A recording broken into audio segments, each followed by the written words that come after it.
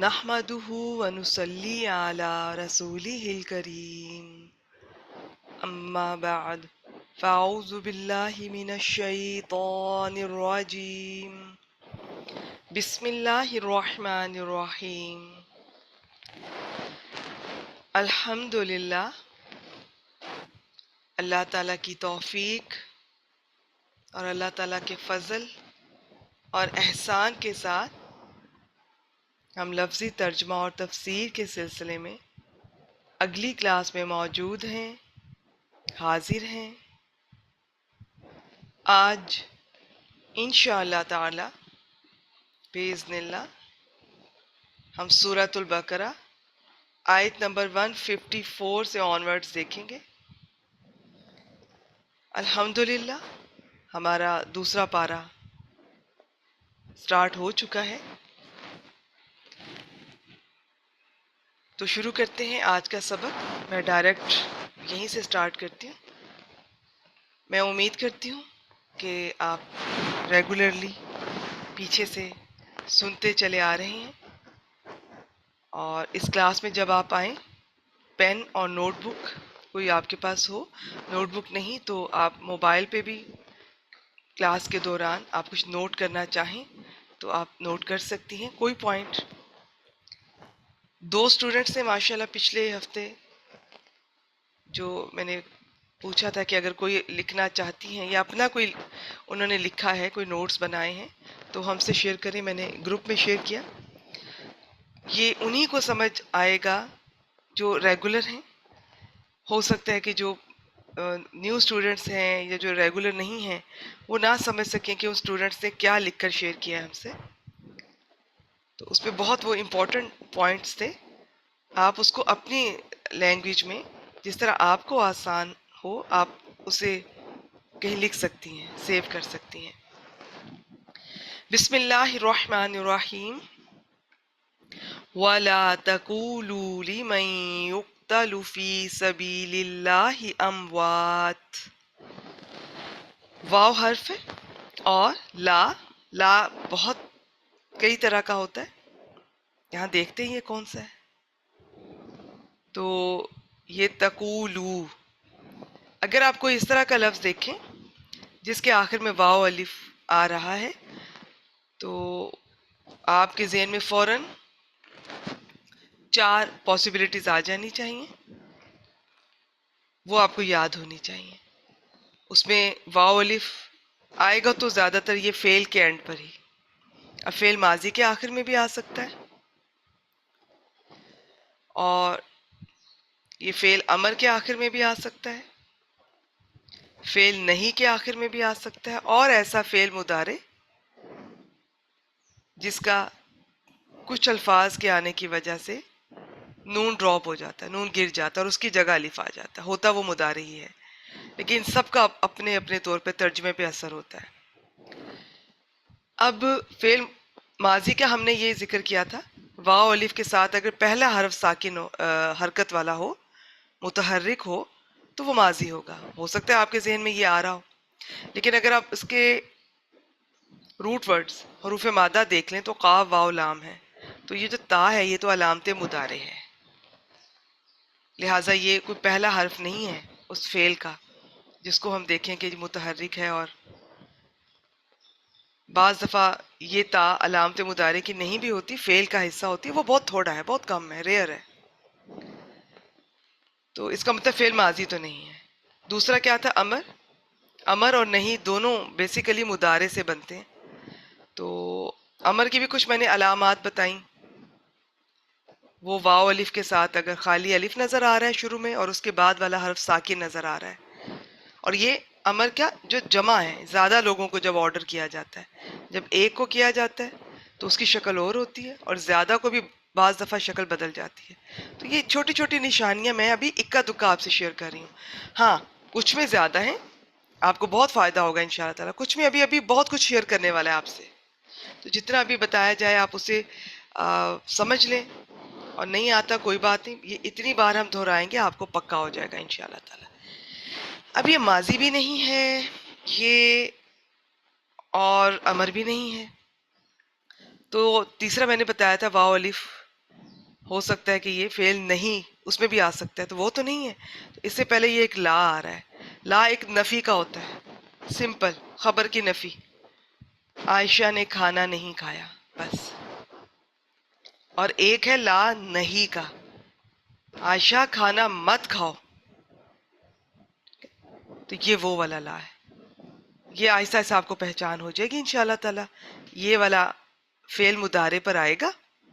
اور اب فعل مضارع بھی آپ کو پتہ ہے کہ 14 سیغے ہوتے ہیں ماضی کے، مضارع کے، اکارڈنگلی جو 14 ضمائر ہوتے ہیں. تو یہ جو ابھی میں زیادہ تر آپ سے شیئر کر رہی ہوں، یہ وہ والے ہیں جن کے آخر میں نون آتا ہے اور جمع والے ہیں، اور زیادہ یہی آتے ہیں جو میں آپ سے شیئر کر رہی ہوں. باقی جو ہوں گے جب آپ انہیں سمجھ لیں گے نا، تو باقی جب آیا کریں گے تو انشاءاللہ تعالیٰ وہ بہت جلدی آپ کو میں کچھ بھی بتاؤں گی نا، تو آپ انشاءاللہ تعالیٰ اللہ کی برکت سے فوراً اسے پک کریں گے. تو یہ ہے جی لا ناہیہ بولتے ہیں یا نہیں کا کہتے ہیں. لا تقولو، تم سب مت کہو.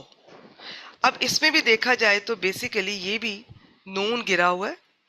اور جو میں چوتھا آپ سے ذکر کرتی ہوں نا، چوتھا کہ جی فعل مضارع پہ کچھ ایسے الفاظ آ جاتے ہیں جو اس کا نون گرا دیتے ہیں، یہ وہی ہے اصل میں.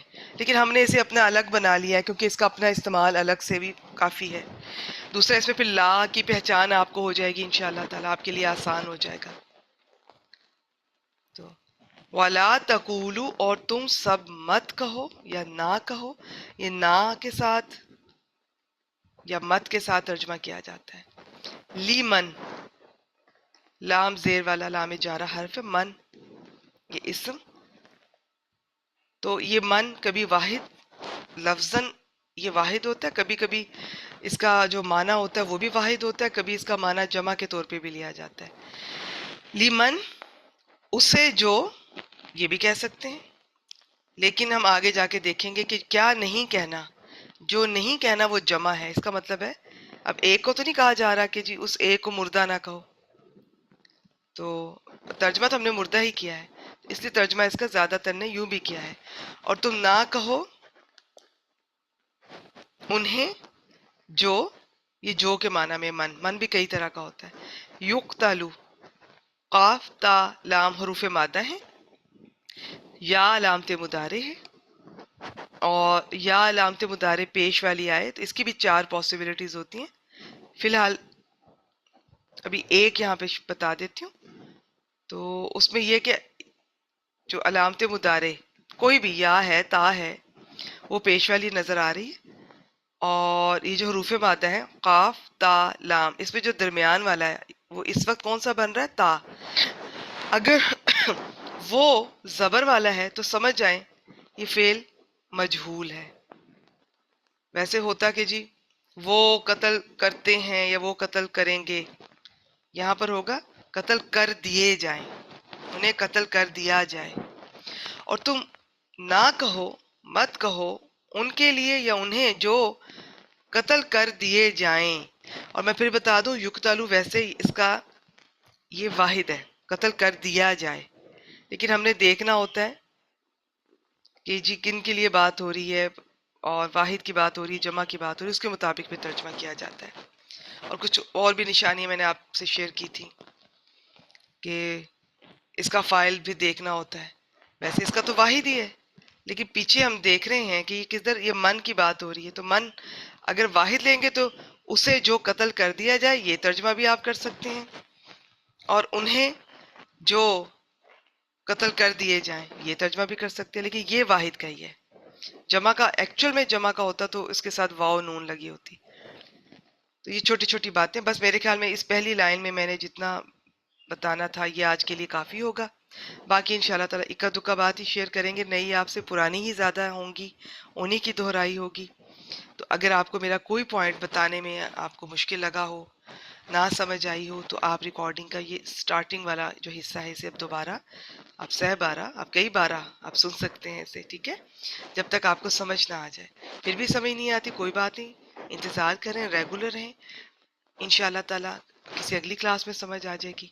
تو یہ آپ بس ہمارا کیا ہے کہ ہم نے حاضر رہنا ہے، ہم نے اللہ تعالیٰ کے لیے इंशाअल्लाह ताला बस हाजिर रहना है। वो कब कहाँ हमें नवाजते हैं, कब कहाँ खड़े बैठे हमें कोई चीज़ समझ आ जाए, उस वक्त वो क्लास का भी टाइम ना हो, चलते फिरते कोई बात समझ आ जाए, याद आ जाए। आप लोगों ने भी शायद एक्सपीरियंस किया हो ये। अल्लाह ताला खास तौर पे दीन के रास्ते में, और जो भी अच्छी नीयत के लिए, चाहे दुनिया वालों के लिए, अल्लाह की मखलूक के लिए, चाहे कोई रिसर्च कर रहा है और उसकी नीयत अच्छी है, वो अल्लाह की मखलूक के फ़ायदे के लिए कोई काम कर रहा है, तो किसी भी वक्त कुछ भी उतारा जा सकता है उसके दिल में। तो ये तफसीलात है इंशाअल्लाह ताला। ये अक्सर हम जो वही और इल्हाम इनके टॉपिक में ये चीज़ें देखते हैं, ये अल्लाह की तरफ से होती हैं। तो कुछ भी आपको बताया जा सकता है। इसके लिए आपका हाजिर रहना, आपका रेगुलर रहना, आपका जज्बा, आपकी तलब, आपकी तड़प, ये सब देखी जाएगी। समझ तो आ जाएगी इंशाअल्लाह ताला, चाहे किसी को पहली बार सुनने में आए, चाहे कुछ महीने बाद, चाहे कुछ सालों बाद। खुदा न खास्ता फिर भी ना आ रही हो, कहीं कोई इशू हो, तो फिर हमें अपना भी जायज़ा लेना चाहिए। कहीं कोई ऐसी गलती तो नहीं कर रहे, कोई ऐसा गुनाह, कोई हकूकुल इबाद के मामले में ख़ास तौर पर किसी का हक रोक कर तो नहीं बैठे हुए, हक तलफी तो नहीं की। बाज़ गुनाह ऐसे होते हैं जो इल्म के सीखने के रास्ते में रुकावट बनते हैं, या आपको शरह सदर उस तरह नहीं मिलता ये। लेकिन सबसे पहले अल्लाह से अच्छी उम्मीद रखें, आपकी नीयत अच्छी है तो इंशाअल्लाह ताला वो ज़रूर नवाजेंगे। आपका हाजिर होना, हाजिर का मतलब सिर्फ ये नहीं है कि आप ये 1 से 2 की क्लास में ही हाजिर होंगे, आपका दिल हाजिर है। आज एक बात जहन में आपको इनकी नहीं समझ आई, वो फंस जाए बस आपके जहन में, क्या हो सकता है इसका मतलब। आप जाहिर है मैं हर एक के इतने रिप्लाई शायद ना कर सकूं, या हो सकता है पर्सन में आप पूछे, एक बार बता दूं, 2 बार बता दूं। अल्लाह का शुक्र है एक बार बताने से भी आप बहनों को, बेटियों को समझ आ जाती है। लेकिन फर्ज करें नहीं आती, आप मुझे कर्टसी में कह भी देती हैं, तो आप खुद सर्च कीजिए। आप चाहे यूट्यूब पे जाएं, गूगल पे जाएं, और हो सकता है वहां पे कुछ एहतमाल इस बात का भी होता है कि वो पूरा नॉलेज सही ना हो, लेकिन ये भी अल्लाह का करम होगा आप पर इंशाअल्लाह ताला। अगर आप रेगुलर स्टूडेंट हैं, कुरान मजीद की किसी क्लास से जुड़ी हुई हैं, खास तौर पे ये तर्जुमा तफसीर की, तो आपको ये भी अंदाजा हो जाएगा कि ये जो बात हो की है, लिखी है, हाँ ये ठीक है, दिल को लग रही है, जहन को लग रही है। अदरवाइज उसे रिजेक्ट कर दें और रिसर्च करें। तो रिसर्च करें, मेहनत करें, ढूंढें, तलाश करें। चलिए जी, जितना मैंने आज बताना था ये मेरे ख्याल में फ़िलहाल के लिए काफ़ी है। और तुम उन्हें मत कहो जो कत्ल कर दिया जाए या कत्ल कर दिए जाएं, ये दोनों तर्जमे। यहाँ पे ज़्यादातर ने जो बेहतर तर्जमा जमा का है, उन्हें मत कहो, क्योंकि ये है तकूलू, ये जमा का है। तुम उन्हें नहीं, ये अलग है, ठीक है, इसका इससे कोई ताल्लुक नहीं है। मन जो मैंने पहले बताया था, ठीक है। तकूलू तो अलग से ऑर्डर दिया जा रहा है ना, कि मत करो, तुम सब मत कहो उनके लिए। तो मन का बस नोट कर लें, याद रखें, मन लफ्जी तौर पर वाहिद ही होता है। तो बाज़ दफ़ा इसका माना वाहिद के तौर पर ही ले लेते हैं, बाज़ दफ़ा जमा के तौर पर। कुरान मजीद में इसकी बहुत सी मिसालें हैं। और तुम उन्हें मत कहो जो कत्ल कर दिए जाएं फी सबीलिल्लाह। फी सबीलिल्लाह, फी हर्फ है, बाकी दोनों इस समय अल्लाह के रास्ते में, अल्लाह के रास्ते में। तो कत्ल कर दिए जाएं, शहीद जो हों, उन्हें क्या नहीं कहना, अमवात, ये इसम है, आखिर में तनवीन, मीम वाओ ता हरूफ माता है। और मुर्दा नहीं कहना जी उन्हें। बल हर्फ है, बल्कि अहया उन, हा या हरूफ मादा है, और आखिर में तनवीन है। तो वैसे भी ये जो लंबा अलिफ नजर आ रहा है, इसके बाद इस तरह से हमजा है, ये भी इसम की अलामत होती है। बल्कि वो जिंदा है। वालाकिन, वाव हर्फ, लाकिन ये भी हर्फ है, लेकिन ला तशउरून। अब देखें, ये वाला ला और ये वाला ला, ये तकूलूना था और इस ला ने नून गिरा दिया, तो ये ला नहीं का हो गया। लेकिन इसने नून नहीं गिराया, तो ये ला नफी का है।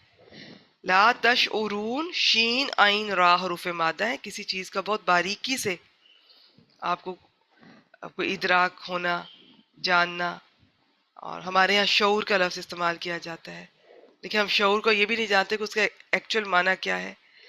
तो ये शीन आइन रा, बाल को भी कहते हैं, जिस तरह बाल बारीक होता है ना, किसी चीज़ को उसकी बारीकी से देखना, समझना, जानना। चलिए जी, तैयार हो जाए सब, مجھے بتائیں، وہ اسٹوڈنٹس بتائیں گے، صرف وہ اسٹوڈنٹ جو عربک گرامر کا نہ کوئی کورس کر رہے ہیں نہ کر چکے ہیں، آپ مجھے بتائیں گے حروف مادہ میں نے بتا دیے، یہ اسم ہے یا فعل؟ فعل ہے تو کون سا ہے؟ جی مجھے میسج کیجیے۔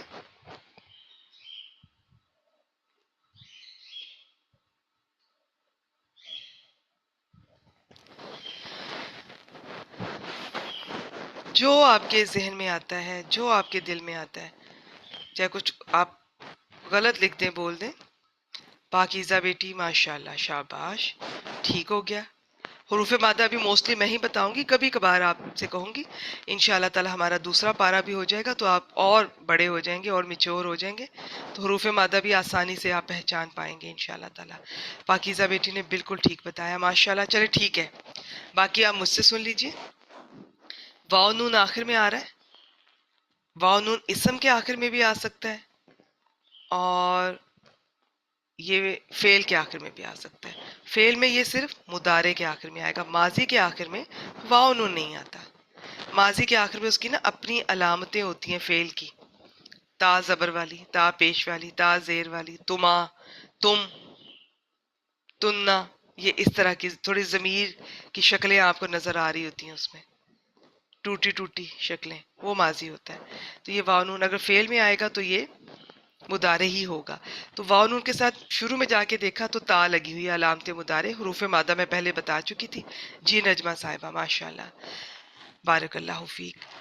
تو یہ فعل مضارع ہے، تم، اور ہاں فاعل کون ہوگا اس کا؟ واو کا مطلب ہے جمع، تا کا مطلب ہے تم۔ تم شعور رکھتے ہو، یا لگی ہوتی تو واو کا مطلب تو جمع ہی ہونا تھا، یا کا مطلب تھا وہ شعور رکھتے ہیں۔ تش ارونا، تم شعور رکھتے ہو، یش ارونا، وہ شعور رکھتے ہیں۔ لا لگ گیا، تم شعور نہیں رکھتے، لا یش ہوتا، یا لگی ہوتی، وہ شعور نہیں رکھتے، بس یہ بات ہے۔ اور ہاں تش ارونا اگر آپ کو پتہ چل رہا ہے کہ فعل مضارع ہے تو اس کا دو طرح سے آپ ترجمہ حال میں بھی کر سکتے ہیں، مستقبل میں بھی۔ تم شعور رکھتے ہو یا تم شعور رکھو گے، بعض دفعہ دونوں طرح سے ترجمہ ٹھیک ہوتا ہے، بعض دفعہ سے صرف ایک طرح سے کرنا ہوتا ہے، یا حال میں یا مستقبل میں۔ اب یہاں پر یہ اب ہم حال میں ہی کریں گے۔ لا تشعرون، تم شعور نہیں رکھتے، اور لیکن تم شعور نہیں رکھتے۔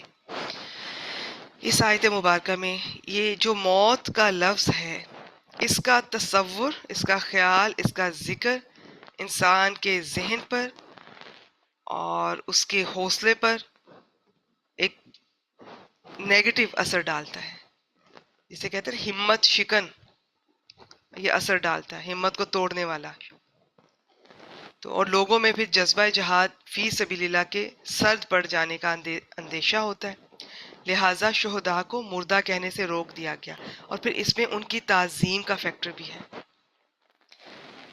اور یہ ایک حقیقت ہے کہ ایک شہید کی موت قوم کی حیات کا سبب بنتی ہے، اس میں کوئی شک نہیں ہے۔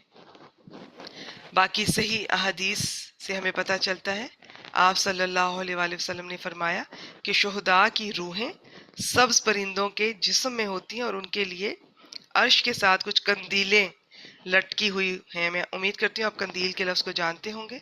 یہ روحیں جنت میں جہاں چاہتی ہیں سیر کرتی پھرتی ہیں، پھر ان قندیلوں میں واپس آ جاتی ہیں۔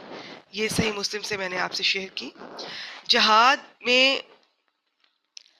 پیچھے ہم نے اگر میں پیچھے سے آپ سے شیئر کروں تو اللہ تعالیٰ کے راستے میں ہمیں مدد طلب کرنے کا کہا گیا، صبر اور نماز کے ساتھ، اور یہی دو چیزیں ہیں جو کسی بھی معاملے میں کامیابی کا باعث بنتی ہیں۔ ان کی تھوڑی سی تفصیل ہم نے لاسٹ ٹائم دیکھی تھی۔ تو اب یہاں پر یہ ذکر ہے کہ صبر کی کئی طرح کا ہوتا ہے، اس راستے میں بھی بس صبر کرتے جانا ہے۔ اللہ کی اطاعت پر بھی صبر ہوتا ہے، گناہ سے خود کو روکنا یہ بھی صبر ہے، کوئی مصیبت آ رہی ہے تو وہ بھی، اس پہ بھی صبر کرنا ہے، اور مشکلات تو آئیں گی اللہ کے راستے میں، ابھی اگلی آیت مبارکہ میں تفصیل سے دیکھیں گے۔ ہر طرح کی مشکلات آئیں گی، ہر طرح کی آزمائشیں آئیں گی، کبھی کسی طرح انسان آزمایا جائے گا، کبھی کسی طرح۔ تو یہاں تک یہ ہے کہ اس میں بالکل جو آخر ہے اللہ کی راہ میں، اللہ کی اطاعت میں اپنے آپ کو اللہ کے حوالے کر دینا، وہ یہ شہادت ہے۔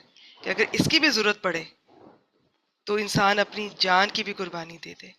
اب اگر اس سے پہلے بات ہو رہی ہے تو جہاد کی، وہ ہمیں جان سے بھی اس کے لیے لڑنا ہے، کوشش کرنی ہے اس راستے میں، اور مال کے ساتھ بھی. اب مال تو پھر بھی کسی طرح انسان نکال لیتا ہے، لیکن یہ جو جان ہے یہ سب کو بڑی پیاری ہوتی ہے.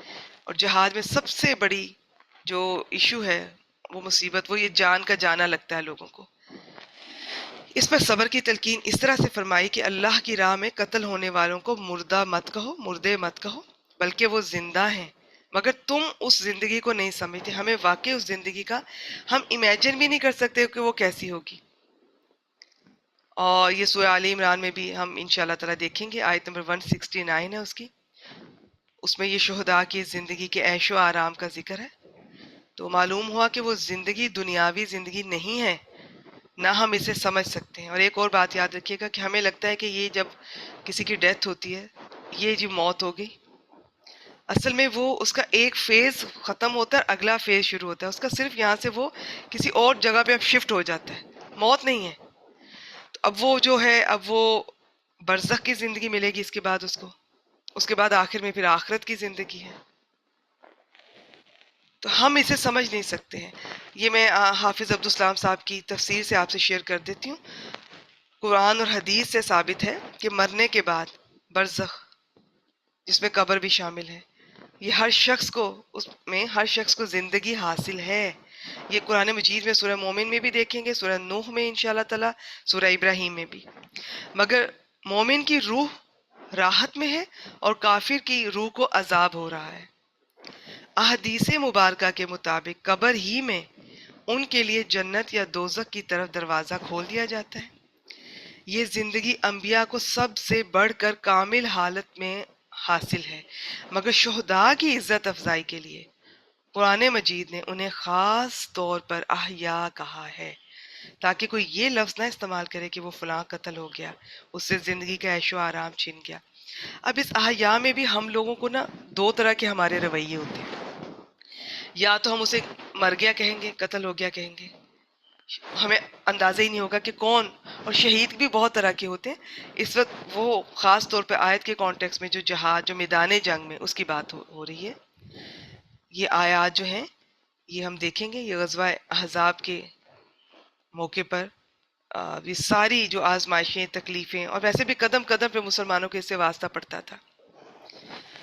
اچھا، پھر یہاں پہ کیا کریں گے؟ ان کو جی زندہ ایسا سمجھیں گے کہ یہ تو ہمیں سن رہے ہیں، یہ ہماری بات اللہ تعالیٰ تک پہنچائیں گے، اور وہ ان سے مانگنا شروع کر دیتے ہیں، ان کو بیچ میں وسیلہ بنا لیں گے اور پتہ نہیں کیا کچھ. تو یہ دونوں چیزیں غلط ہیں. اس آیت مبارکہ سے کانسیپٹ کلیئر کیا جا رہا ہے.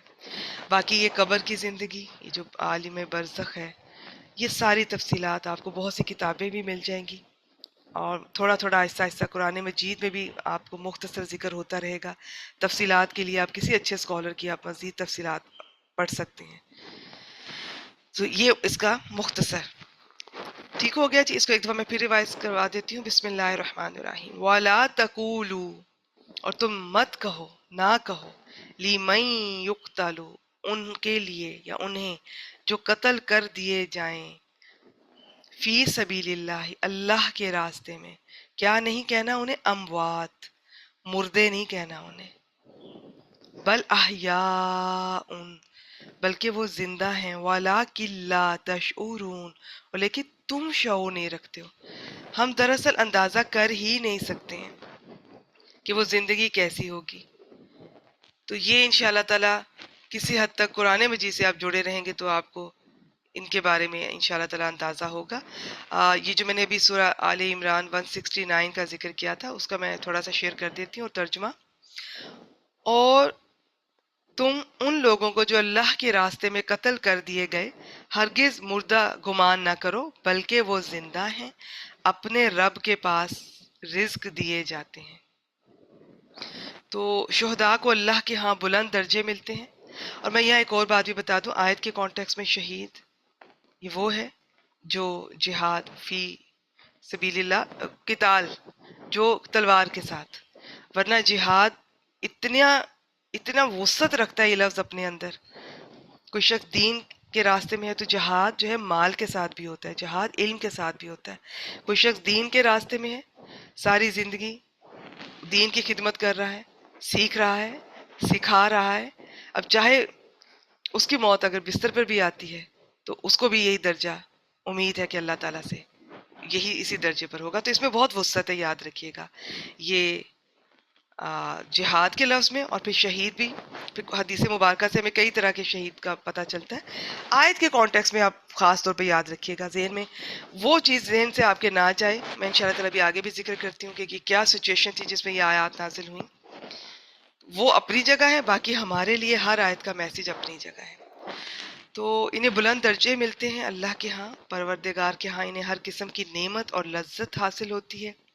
یہ زندگی حقیقی زندگی ہے، مگر دنیا والی زندگی نہیں ہے یہ، بلکہ یہ ان کی اللہ تعالیٰ کے پاس ہے، جسے ہم دیکھ نہیں سکتے، جسے برزخ کہتے ہیں، جو ہماری سمجھ میں یہ نہیں آ سکتی ہے۔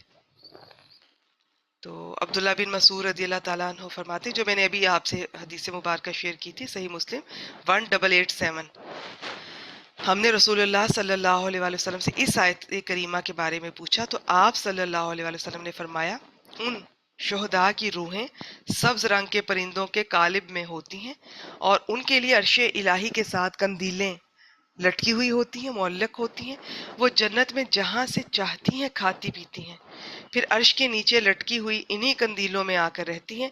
میں اس آیت کو یہیں پر زیادہ تفصیل بیان نہیں کروں گی، کیونکہ ابھی یہ سلسلہ جو سورہ آل عمران کا میں آپ سے شیئر کر رہی ہوں یہ بھی آگے چل رہا ہے، اس سے اگلی آیات میں بھی مزید تفصیلات آتی ہیں، بس آپ کو آئیڈیا دینا تھا۔ آگے چلتے ہیں جی۔ بسم اللہ الرحمن الرحیم، سورۃ البقرہ آیت نمبر 155۔ بسم اللہ الرحمن الرحیم، وَلَنَبْلُوَنَّكُمْ بِشَيْءٍ مِّنَ الْخَوْفِ، واو حرف اور لام زبر والا لام تاکید، البتہ، ضرور، اچھا، ویسے اس کا مطلب البتہ ہوتا ہے۔ جب اس لام کے بعد یہ نون مشدد شد والا یہ نظر آئے نا آپ کو، تو پھر اس کا ترجمہ ہوگا ضرور با ضرور۔ وہ ہم اینڈ پہ کرتے ہیں، پہلے اس کو پہچانتے ہیں۔ نبلو ونہ، اس میں جی با لام واو حروف مادہ ہیں، یہ ہوتا ہے آزمانا، بلا سے یاد رکھ لیں۔ تو وہ آگے جو نون نظر آ رہا ہے یہ فعل، یہ علامت مضارع ہے، تو نبلونہ ہم ضرور آزمائیں گے، والا نبلونہ ہم ضرور با ضرور آزمائیں گے، کم تم سب کو، یہ یہاں پر مفعول ہے، یہ جو نون علامت مضارع یہ فاعل ہے، ہم آزمائیں گے، اللہ تعالیٰ آزمائیں گے، اور کنہیں؟ تمہیں، جمع مذکر حاضر کی ضمیر ہے تو یہ مفعول ہے۔ وہ اٹیچ ضمیر جو فعل پورا مکمل ہونے کے بعد ساتھ آ کر لگتی ہے مفعول بھی بن جاتی ہے، ورنہ وہ ضمیر جو فعل کے اندر ہی ہوتی ہے، اور وہ جیسے میں آپ کو دربنا بتاتی ہوں یا کچھ اور جو فعل ماضی میں آپ کو بتاتی ہوں، یہ تا زیر زبر پیش والی تم لگی ہوتی ہے، وہ فعل کا حصہ ہوتی ہیں، فعل کے اندر ہوتی ہیں، وہ فاعل ہوتی ہیں ساری۔ تو یہ آہستہ آہستہ آپ کو پتہ چل جائے گا جی فعل مکمل ہو گیا، ہم ضرور با ضرور آزمائیں گے، یہ تو مکمل ہو گیا۔ اب اگر کوئی اٹیچ ضمیر ساتھ آ کر لگ رہی ہے تو وہ مفعول بھی ہی ہوگی، تمہیں آزمائیں گے۔ بشعین، با حرف ہے، شعین اسم ہے، کسی بھی چیز کے ساتھ۔ اب وہ کیا ہو سکتی ہے اس کی تفصیلات دیکھ لیجئے۔ غزوہ احزاب کے موقع پر خاص طور پر ان سب چیزوں سے ایک ہی وقت میں آزمایا گیا، اور اس کے بعد جو غزوہ تبوک تھا، اور ہمارا یہ کہ ہمیں ایک وقت میں ایک ایک آزمائش آتی ہے، لیکن یہ سب کی زندگی میں آتی ہے، اور ایک وقت میں ایک آتی ہے، پھر اس کے بعد دوسری طرح بھی سے انسان آزمایا جاتا ہے، کبھی تیسری طرح سے بھی۔ ٹوٹل جو اس دنیا میں آزمائشیں اللہ تعالیٰ جس جس چیز سے آزماتے وہ یہی ہیں، ان کی تھوڑی شکلیں پیٹرن چینج ہو جائیں گے، بیسیکلی یہی ہیں۔ یہ ان کو جنگ کے موقع پہ خاص طور پہ کہا جا رہا ہے، اور یہ ہماری زندگی میں عام طور پہ سب کے لیے ہے، اللہ تعالیٰ ضرور آزمائیں گے۔ اب یہاں سے بہت خوبصورت یہ آیات مبارکہ اگر آپ انہیں سمجھ لینا، 155، 156، 157، یہ تین آیات، اس میں پہلے اللہ تعالیٰ ہمیں بتائیں گے کہ جی اللہ تعالیٰ ضرور آزمائیں گے، تو اس چیز سے آپ کو تسلی ہو جائے کہ جی آزمائش ہوگی۔ ہاں، دعا ضرور کریں عافیت کی، آسانی کی، اور پھر جو سورۃ البقرہ کی آخری آیات میں ہم دعا کرتے ہیں کہ اللہ تعالیٰ ہم پہ وہ بوجھ نہ ڈالیے گا جس کو اٹھانے کی ہمیں طاقت نہیں ہے. وہ یہی ہے شریعت کے راستے پہ چلتے ہوئے جو آزمائشیں آئیں گی، کہیں ایسی آزمائش نہ آ جائے کہ ہم دین سے ہی جائیں، ایمان سے جائیں، بالکل تھک جائیں، ہار جائیں، رک جائیں. نہیں، تو یہ دعائیں ضرور کرنی ہیں، باقی آزمائشیں آئیں گی. پہلے تو اللہ تعالیٰ نے یہ بتایا سب سے پہلے کہ ہم ضرور آزمائیں گے. مزید اللہ تعالیٰ نے یہ بھی بتا دیا کہ اس طرح سے آزمائیں گے. پھر اللہ تعالیٰ آگے فرمائیں گے ان آزمائشوں کے بعد اگر کوئی صبر کرتا ہے نا، اور صبر کیسے وہ بھی ابھی میں بتاتی ہوں، تو اس کو خوشخبری دے دیں. خوشخبری وہ بھی ابھی دیکھتے ہیں. تو صبر یہ ہے کہ جب بھی کوئی مصیبت پہنچے تو ہم نے کچھ کلمات ادا کرنے ہیں. انا للہ و انا الیہ راجعون. یہ ایسے کلمات ہیں، ہمارے ہاں تو جب کسی کی وفات ہوتی ہے صرف تبھی یہ کلمات پڑھتے ہیں. یہ آپ سارا دن، آپ کو کوئی بات ناگوار گزری، کسی کا کوئی رویہ، کوئی آپ کو فزیکلی مینٹلی کوئی آپ کو ناگواری ہے، کوئی ناپسندیدہ سچویشن، کوئی ایشو، میں نے کہا نا کوئی بات ناگوار گزرے، کوئی معاملہ، کوئی رویہ، آپ یہ کلمات ادا کریں، وہیں آپ کو سکون آ جائے گا. وہیں آپ کو، لیکن آپ کا ایمان اس چیز پہ ہونا چاہیے. اور یہ جب بھی کوئی تکلیف پہنچی، چھوٹی ہے یا بڑی، دیکھیے کچن میں اکثر مثال دیتی ہوں، کچن میں کام کرتے کرتے ہم خاتون خانہ اگر ہم گرمی میں کام کر رہے ہیں، اس گرمی میں اچانک سے آپ کا نمک آپ کا بکھر جاتا ہے، کوئی چیز ٹوٹ جاتی ہے، کوئی آئل گر جاتا ہے، تو وہ کام ایک آپ سمیٹ رہی ہیں، جلدی کریں اور لمبا ہو جاتا ہے. تو ناگوار گزرا نا آپ کی طبیعت پہ، فوراً یہ کلمات پڑھ لیں. ان کا بھی ترجمہ بھی آپ کے سامنے رکھتی ہوں، ان کو ایک سمجھ کر پڑھ لیں، عادت بنا لیں، وہیں پر صبر آ جاتا ہے، سکون مل جاتا ہے کہ ہم بھی اللہ کے ہیں اور اسی کی طرف لوٹ کے جانا ہے. اور صبر وہ ہے جو پہلی چوٹ پہ کیا جائے، پہلی خبر سنتے ہی، پہلی تکلیف ملنے پر. بعد میں مہینوں سالوں بعد تو صبر آ ہی جاتا ہے. وہ صرف ایک برائے نام صبر ہوگا، اس میں اجر نہیں ہوگا، نہ کوئی آپ کا اور اللہ تعالیٰ کا اس طرح سے تعلق بلٹ ہو سکے گا. تو وہ تو رو دھو کے گلے شکوے کر کے اللہ تعالیٰ کو بھی کوس کے، دنیا والوں کو کوس کے، وہ تو پھر آ ہی جاتا ہے کچھ عرصے بعد. یہاں اس صبر نہ وہ مطلوب ہے اللہ تعالیٰ کو، نہ اس کی کوئی اس کا کوئی اجر ہے، کوئی ریوارڈ ہے. وہ کس کا ہے؟ جو پہلی خبر پر آپ یہ الفاظ کہیں گے. تو یہ اپنی عادت بنا لیں. عادت ہوگی تو کوئی بھی خبر آئے گی تو آپ فوراً یہ کہیں گے، اور وہیں آپ. اور میں نے ایسے لوگوں کو دیکھا ہے، مجھے یاد ہے میری اپنی ایک استاذہ ہوتی تھی، ان کو اسی طرح جب بالکل ینگ تھی وہ بتایا کرتی تھی ان کے شوہر کی وفات ہو گئی. تو کوئی چھوٹی بات تو نہیں تھی، ایک عورت کے لیے اس سے بڑا حادثہ کیا ہو سکتا ہے اس کی زندگی میں. وہ جیسے ہی انہوں نے دیکھا، کہتی میں نے فوراً یہ کلمات پڑھے، اور وہیں پہ ایسا سکون.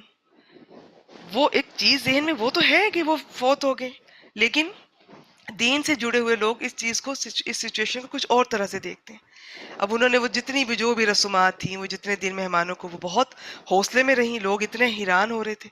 اور وہ کہتی کہ میں نے تو وہ کلمات پڑھ لیے تھے، اللہ کی طرف سے تھا، ان کا جو وقت تھا وہ انہوں نے دیکھ لیا، بہت اچھی گزار گئے. اب ہم پر ہے، ہم کیسے گزارتے ہیں.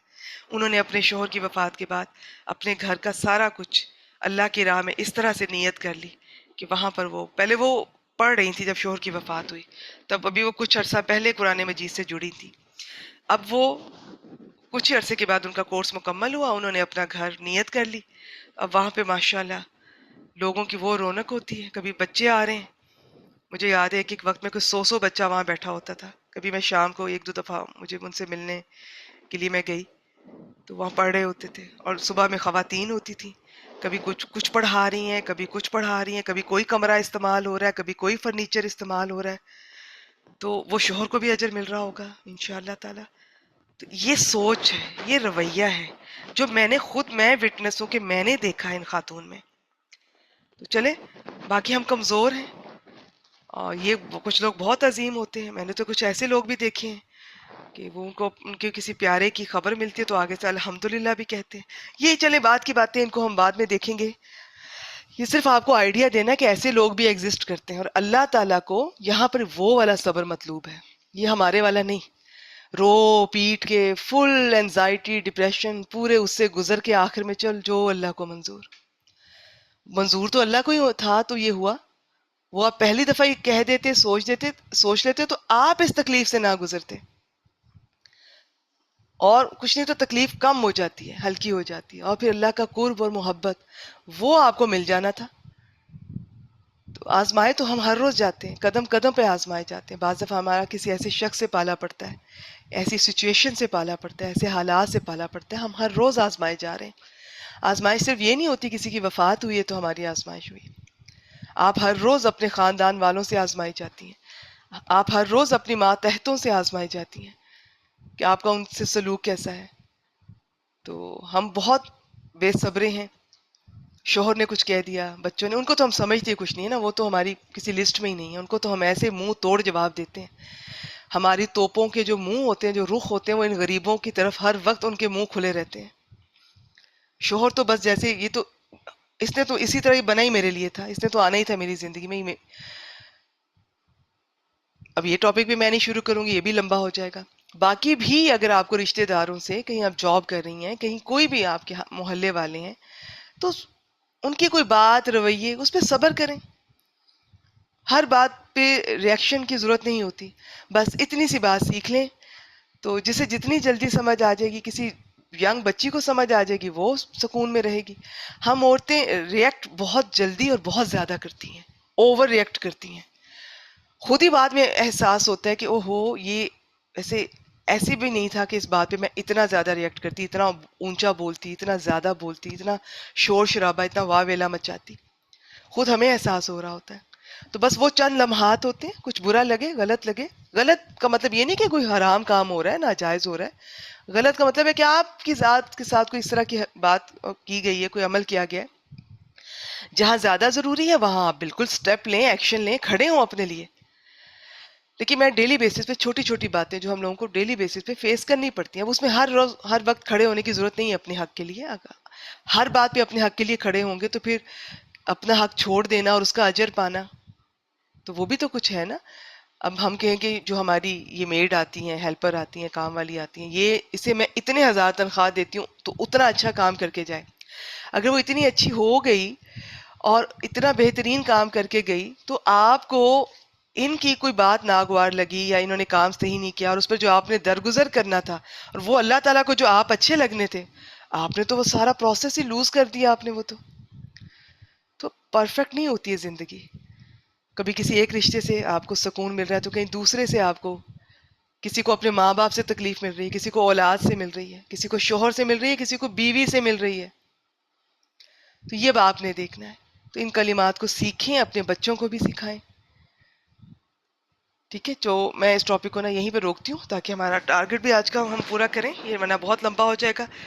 یہ ہے پھر ان کے لیے کیا ہے. آیت نمبر 157 میں ہم دیکھیں گے کہ کیا ان کے لیے عنایتیں ہیں، نوازشیں ہیں اللہ تعالیٰ کی. ہر شخص کو اس کے مطابق الگ الگ ملیں گی، اللہ کی رحمت ہے.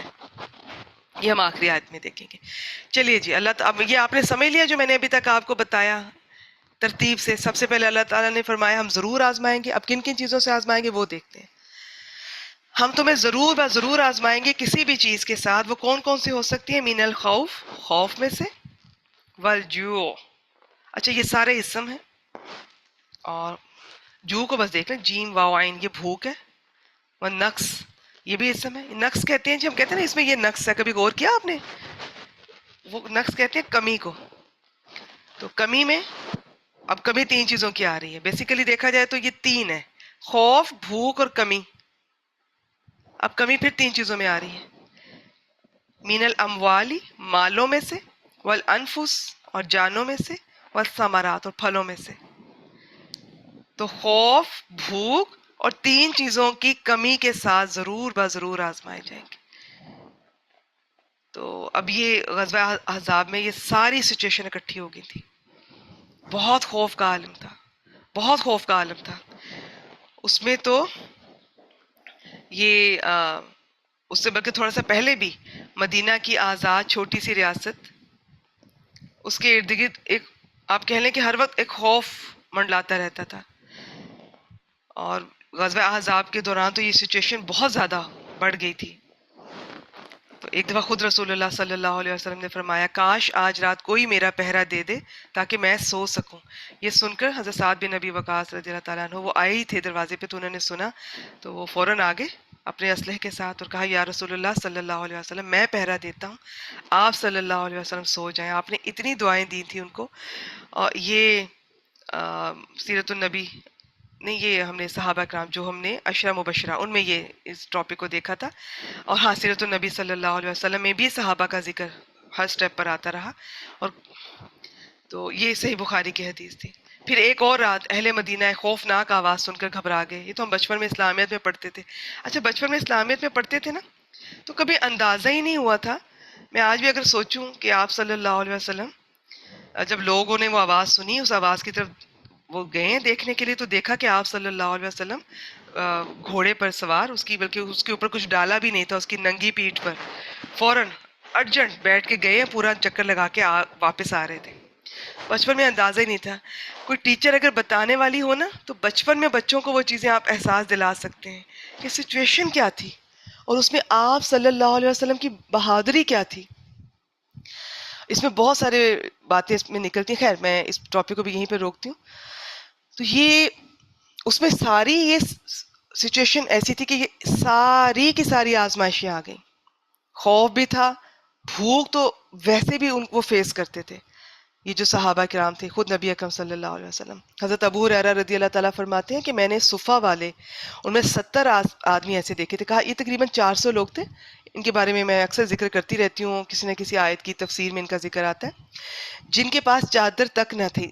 70 آدمیوں میں سے صرف یہ جو تہبند یا صرف ایک کمبل جسے انہوں نے گردن سے باندھ رکھا تھا، جو کسی کی آدھی پنڈلیوں تک پہنچتا، کسی کے ٹخنوں تک، جسے وہ اپنے ہاتھ سے سمیٹتے رہتے تھے اس ڈر سے کہ کہیں ان کا سطر نہ کھل جائے.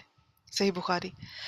اور حضرت عائشہ رضی اللہ تعالیٰ عنہ نے اپنے بھانجے عروہ بن زبیر رضی اللہ تعالیٰ عنہ سے کہا میرے بھانجے ہم پر ایک ایسا وقت گزر چکا ہے کہ ہم ایک چاند دیکھتے، پھر دوسرا چاند، پھر تیسرا چاند، یعنی 2 مہینے آپ صلی اللہ علیہ وسلم کے گھر میں آگ نہیں جلتی تھی. عروہ نے کہا خالہ پھر آپ کی گزر کس چیز پر ہوتی تھی؟ حضرت عائشہ رضی اللہ تعالیٰ عنہ نے فرمایا انہی 2 کالی چیزوں پر، یعنی کھجور اور پانی پر. اتنا ضرور تھا کہ چند انصاری لوگ آپ صلی اللہ علیہ وسلم کے ہمسائے تھے، جن کے پاس بکریاں تھیں. وہ آپ کے لیے بکریوں کا دودھ تحفے کے طور پہ بھیجا کرتے تھے، جس سے ہم آپ صلی اللہ علیہ وسلم کو بھی پلاتے تھے. یہ صحیح بخاری کی حدیث ہے. اور ایسی بہت سی احادیث مبارکہ ہیں. تو یہ تو سارا سال ہی چلتا تھا یہ بھوک والا جو سین ہے. اور پھر کمی، اور یہ سارے مسلمانوں کا. اب مالوں کی کمی کے ساتھ انہیں آزمایا گیا، ان کو جانوں کی کمی کے ساتھ، اور یہ پھلوں کی کمی کے ساتھ. اچھا ویسے یہ جو پھل ہیں مالوں میں ہی شامل ہوتے ہیں، لیکن عرب میں مال سے مراد یہ اونٹ، بھیڑ، بکریاں، اور ان کی آپ کہہ لیں کہ یہ جو درہم دینار وغیرہ ہوتے تھے. تو پھلوں کو وہ الگ سے اہمیت دیتے تھے، کھجور، انگور وغیرہ، اس کا ذکر الگ سے. دوسرے اس کی بھی 2 تفسیر میں آپ سے شیئر کروں گی انشاءاللہ تعالی. تو مالوں میں کمی انہوں نے دیکھی. بہت لوگوں نے تو ویسے ہی حضرت مصعب بن عمیر کو دیکھ لیں کہ کیا وہ ان کا ایک مشہور تھے، ایک لباس دوبارہ نہیں پہنتے تھے. ان کے پرفیوم، ان کے لباس دوسرے ملکوں سے آتے تھے.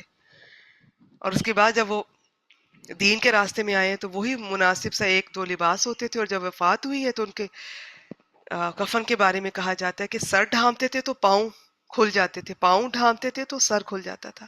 پھر آپ صلی اللہ علیہ وسلم نے ان کا سر کور کروا کے ان کے پاؤں پہ گھاس ڈال دی تھی، خاص گھاس تھی مدینہ کی.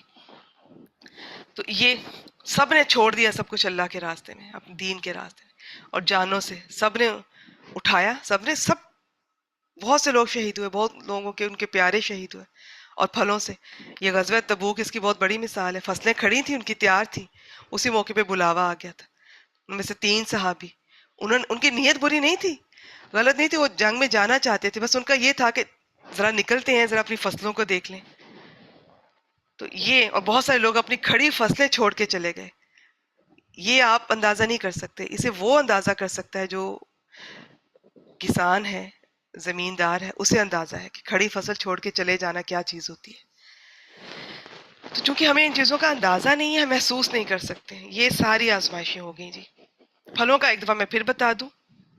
اور اس کے بارے میں دو رائے. سب سے پہلے تو یہ کہ اس آیت مبارکہ میں اللہ تعالیٰ فرما رہے ہیں کہ دیکھ لو جس راہ میں تم نے قدم رکھا ہے یہاں اب آزمائشیں آئیں گی، تکلیفیں آئیں گی، رشتہ دار ناراض ہوں گے، شوہر اور بیوی کے درمیان تفریق ہوگی، اولاد والدین سے جدا ہوگی، فساد ہوگا، فتور ہوگا، تصادم ہوگا، جان اور مال کا نقصان ہوگا. ہم خوف کی کیفیت سے بھی تمہاری آزمائش کریں گے اور بھوک سے بھی. مالی اور جانی نقصان بھی ہوں گے اور پھلوں کا نقصان بھی ہوگا. پھلوں کا نقصان دو معنی میں. ایک تو مدینہ والوں کی معیشت کا دار و مدار زراعت اور باغبانی پر تھا. ان کی تو یہ تھی، یہ زراعت ہی تھی زیادہ، اور اس میں کھجور ان کی پیداوار تھی. تو اب یہ دیکھیں کہ فصل پک کر اگر تیار کھڑی ہے، اسے اگر نہ اتارا جائے وہ ضائع، ختم. ایک کسان کے لیے کتنا بڑا یہ لمحہ ہوتا ہے کہ اس طرح اس کی آنکھوں کے سامنے کوئی چیز ضائع ہو جائے، اس کی ساری محنت. لیکن ادھر سے غزوہ تبوک کا حکم آ گیا، نکلو اللہ کی راہ میں. تو یہ امتحان تھا پھلوں کے نقصان کا. اس کے علاوہ ثمرات، اس میں اتنا زیادہ وسعت ہے نا. ثمر صرف فروٹ نہیں ہوتا، کسی کی محنت کا پھل بھی ہوتا ہے. ایک انسان جد و جہد کرتا ہے، کیریئر بناتا ہے اس میں، یا اپنا ایک مقام بنا لیتا ہے، لیکن جب وہ دین کے راستے پر آتا ہے تو سب چھوڑنا پڑتا ہے. تو اب جو اس نے اتنی محنت کی تھی وہ ظاہر ہے سب کی سب وہ ایک طرح سے دیکھا جائے تو صفر ہو جاتی ہے. تو یہ لیکن یہ اللہ کی طرف سے آزمائش ہوتی ہے. بعض تو خود چوز کرتے ہیں اللہ کے دین کا راستہ، بعض دفعہ ویسے ہی اس طرح سے آزمایا جاتا ہے انہیں. بس اللہ تعالیٰ نے یہ دیکھنا ہوتا ہے کہ انسان میرے جو بھی اللہ تعالیٰ آزما رہے ہیں ہم ایکسیپٹ کرتے ہیں یا نہیں. بس وہ ایک لمحہ ہوتا ہے، صرف ایک لمحہ. یقین کیجئے آپ کو کوئی بھی ناگوار بات یا واقعے کا پتہ چلا، کوئی اس طرح کی خبر، اس ایک لمحے میں آپ چاہیں تو یہ الفاظ انا للہ و انا الیہ راجعون پڑھیں، اللہ تعالیٰ پہ بھروسہ رکھیں کہ اس نے کہا ہے کہ وہ آزمائے گا اور اس آزمائش کے بدلے میں بہت کچھ ملے گا. اس کی قربت، اس کی محبت، اس کی رضا، اور کیا چاہیے. اور چاہیں تو آپ اسی میں رونا دھونا واویلا اور شکوہ شکایت سب شروع کر دیں، اور جو آئے اس کو لے کے بیٹھ جائیں. دیکھو میرے ساتھ کیا ہوا، دیکھو میرے ساتھ کیا ہوا. سیلف پٹی کا شکار ہو جائیں. اٹس اپ ٹو یو، آپ کیسے ہینڈل کرتے ہیں. بس وہ ایک لمحہ جو ڈیسائیڈ کرے گا کہ آپ آنے والے دن اس میں آپ ذہنی طور پہ اگر تو سکون چاہتی ہیں، اطمینان چاہتی ہیں، تو اللہ کے فیصلے پہ وہیں راضی ہو جائیں، اس کے حوالے کر دیں. نہیں تو بس ٹھیک ہے، لے کر بیٹھی رہیں. جتنی بار قرید دیں گی اتنی بار شیطان حسرتوں میں مبتلا کرے گا. کاش میں وہاں نہ جاتی، کاش وہ نہ آتا، کاش یہ نہ کرتی. چلیے، تو اب ہم نے کیا دیکھا؟ اللہ تعالیٰ نے فرمایا البتہ ہم تمہیں ضرور ضرور آزمائیں گے. کسی بھی چیز کے ساتھ وہ کس میں سے ہو سکتی ہے؟ خوف، ڈر، والجوع اور بھوک، ونقسم من الاموالی اور تین چیزوں کی کمی سے یا نقصان سے، مالوں کے، والانفس اور جانوں کے، والثمرات اور پھلوں کے. اور اللہ تعالیٰ فرما رہے ہیں وبشر الصابرین. واو حرف بشر ہے، یہ را کے نیچے زیر آگے ملانے کے لیے دی گئی ہے. با شین را، یہ بشر کو بشر اس لیے کہتے ہیں، اس کا مطلب ہوتا ہے یہ سکن کو کہتے ہیں، جلد کو، کھال کو. کیونکہ انسان کی کھال، یہ ایک رائے ہے، ایک رائے، اور بھی کئی رائے. دیکھیں عربی میں نا کبھی میں کسی لفظ کو ایکسپلین کر رہی ہوں تو وہ ایک رائے ہوگی جو وہ بھی ٹھیک ہوگی، لیکن عربی میں اتنی وسعت ہے. اب مولا لفظ کو دیکھ لیں، اس کے 21 سے زیادہ معنی ہے. اب وہ مولا آقا بھی ہے، غلام بھی ہے. اب آپ کو اندازہ کرنا ہے اس کس کانٹیکس میں بات ہو رہی ہے. چچا بھی ہے، بھتیجا بھی ہے. تو اور بھی بہت سارے معنی ہیں اس کے، دوست بھی، کارساز بھی، بہت سارے معنی ہیں. تو یہ ایک معنی اس سے میں شیئر کرتی ہوں، لیکن ہو سکتا ہے دوسری جگہ یہ فٹ نہ آ رہا ہو، تو دوسری جگہ اس کا کوئی اور مفہوم ہوگا. تو یہ بشارت اس خوشخبری کو کہتے ہیں جس کا جلد پر اثر ہوتا ہے نا. آپ کی جلد پہ ایک خوشی آ جاتی ہے، کوئی چمکنے دمکنے لگتی ہے، فریش ہو جاتے ہیں، وہ والی خوشخبری. اور بشر یہ فعل امر ہے جی. اب دیکھیں اس میں وہ واو الف نہیں آ رہا کیونکہ یہ ایک کو کہا جا رہا ہے. یہ صرف نبی اکرم صلی اللہ علیہ وسلم سے خطاب کیا جا رہا ہے، اور مراد وہ بھی ہیں کہ آپ انہیں سنا دیجئے، سب کے لیے. تو اس لیے آپ اس میں واو الف نہیں آ رہے، اس لیے ایسا فعل امر آپ نہیں پہچان سکیں گے. یہ آپ کو ایسا ایسا ویسے ہی انشاءاللہ تعالیٰ قرآن مجید سے جڑے رہیں گے تو اندازہ ہو جائے گا. الصابرین یہ اسم ہے، ال لگا ہوا، صاد بارہ جمع ہے. اور صبر کرنے والوں کو خوشخبری دے دیجئے. کس چیز کی؟ وہ ابھی انشاءاللہ تعالیٰ ہم دیکھتے ہیں. ہینڈ ریز کیجئے وہ تمام سٹوڈنٹس جنہوں نے پچھلے ہفتے اپنے سبق کی ہر روز انہوں نے تکرار کی، دہرائی کی ڈیلی. سلمہ صاحبہ ماشاء اللہ ماشاء اللہ، پاکیزہ صاحبہ ماشاء اللہ ماشاء اللہ، بارک اللہ فیک، بہت اچھا۔ باقی جنہوں نے کوئی کمی بیشی رہ گی کوئی بات نہیں، آپ نے چند دن بھی کوشش کی ہے، اللہ تعالیٰ آپ سے آپ کی کوششیں قبول فرمائے، محنت جاری رکھیں، ریگولر رہیں۔ آئیے جی آخری دو آیات دیکھتے ہیں، یہ آخری جو تین آیات ہیں آج کی 55 سے 57 تک، 155 سے 157 ایک ہی کانٹیکس میں ہے۔ تو اب 156 دیکھتے ہیں۔ بسم اللہ الرحمن الرحیم۔ الذین اذا اصابتہم مصیبہ، الذین اسم ہے جمع، وہ لوگ جو، اذا اسم ہے جب، اصابت ہم، یہ جو اصابت میں تا نظر آ رہی ہے نا، یہ لمبی تا ہے، تو چونکہ آگے ضمیر آ کے لگ گئی ہے تو وہ لمبی تا چھوٹی ہو گئی ہے، تو لمبی تا اور اوپر جزم کی علامت ہو ساکن تو یہ فعل ماضی ہوتا ہے۔ سواد واو با حروف مادہ ہیں، یہ ہوتا ہے کوئی چیز کا نشانے پہ لگنا۔ اصابہ پہنچا، پہنچنا، نشانے پہ لگنا۔ مصیبت کو مصیبت بھی اس لیے کہتے ہیں کہ وہ ٹھیک نشانے پہ، جس کے لیے لکھی ہوتی ہے وہ اس کو نشانے پہ جا کے ملتی ہے، پہنچتی ہے۔ اچھا جی، جب پہنچتی ہے اصابت، اور یہ لمبی تا مؤنث ہوتی ہے، فاعل اس کا مطلب ہوتا ہے کہ یہ جو ماضی ہے اور اس پہ جو کام کرنے والا تھا وہ والی تھی، مؤنث۔ اچھا یہ پہنچی ہم انہیں، اب یہ پورا فعل اصابت مکمل ہو گیا، فاعل کا ذکر ہو گیا کہ وہ مؤنث ہے، وہ کون ہے، وہ اس میں آگے آ رہی ہے، کبھی آگے بھی آ سکتا ہے کبھی نہیں بھی آ سکتا، اس لمبی تا کا یاد رکھیں، ہر ایک کا آگے نہیں آتا ہے۔ تو باقی یہ ہے کہ پہنچی ہم، اب یہ فعل مکمل ہونے کے بعد اٹیچ ضمیر آ رہی ہے تو مفعول بن رہی ہے جس کے اوپر کام ہو رہا ہے، جمع مذکر غائب کی ضمیر ہے، انہیں، ان سب لوگوں کو، یہ الصابرین، ٹھیک ہے۔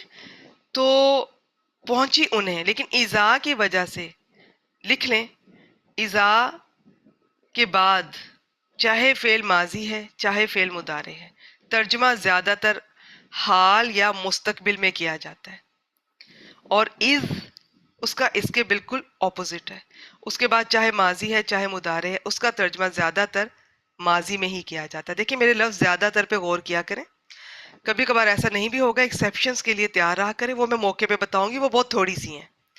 تو اب یہ تھا کہ پہنچی انہیں، لیکن اذا کی وجہ سے جب پہنچتی ہے انہیں، یا جب پہنچے انہیں، یا جب پہنچے گی، یہ بھی کر سکتے ہیں، ویسے جب پہنچے انہیں یا جب پہنچتی ہے انہیں کیا، مصیبت، سواد واو با اسم ہے، گول تابی اور آخر میں تنوین بھی، دو علامات ہیں اسم کی، کوئی مصیبت، قالو یہ فعل ماضی ہے، لیکن اذا کی وجہ سے اب ہم سارا ترجمہ حال میں کریں گے، تو وہ کہتے ہیں انا، انا جو ہوتا ہے یہاں پر، انا کہیں تھا آج، ہاں یہ اس پیچھے رہ گیا، اچھا چلیں، اور اگر یہ ساتھ الف آ جائے نا، انا، تو اس کا مطلب ہوتا ہے کہ ایک نون الف نا اور بھی ہے یہاں پر، اور ہم ہے اس کا مطلب، بے شک ہم، انا بے شک، انا بے شک ہم، للہ اللہ کے لیے ہیں، لام زیر والا، لام جارہ، وَإِنَّا اور بے شک ہم، الیہ الہ اور ہا، الہ حرف ہا واحد مذکر غائب کی ضمیر ہے، اس ہی کی طرف،